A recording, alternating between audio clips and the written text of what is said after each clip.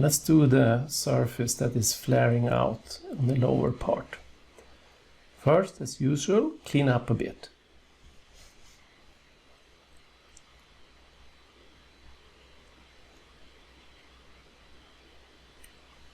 We could have done exactly as we did before, but now we will use another method.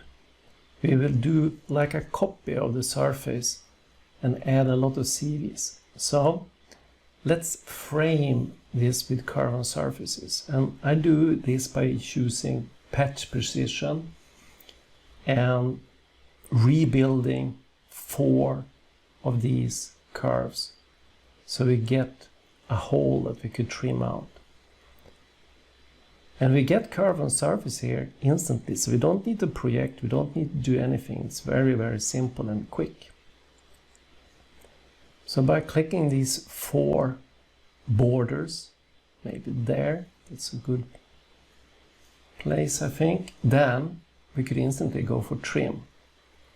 I just got rid of the patch precision curves there, clean up a bit, and then we leave a cross where we would like to discard a piece. And if you leave several crosses, it doesn't matter. So this time we use square. We could have used BiRail here, but square has a possibility to choose the blending from different sides. And square, if you just have the special case of 4 borders, square could be a little bit more powerful. But again, we could have used BiRail. You saw that we added, instead of what we usually do, try to have few CVs, now we have many CVs. I lifted the degree to 5, stopped there, and then I added spans. So now we could use the transform CV, which is a really powerful tool in Alias. With spacebar you could change the settings easily. So here we could choose NUV, but we keep this on X, Y, Z. But we are secure that we use proportional modification. And that is a really good method to change many CVs, the position of them. So we just click on the arrow there and add, and secure that you have minimum 3 CVs untouched before the borders.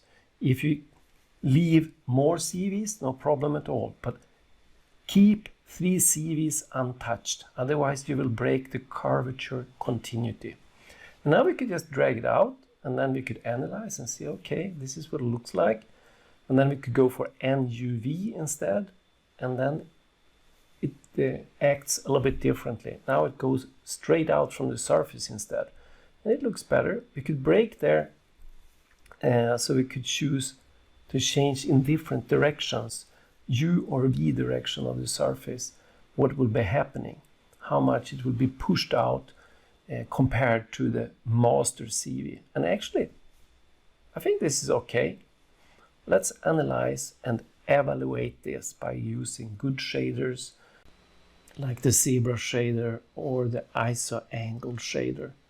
You also, of course, could use the curvature fence or the surface continuity tool to analyze. Good.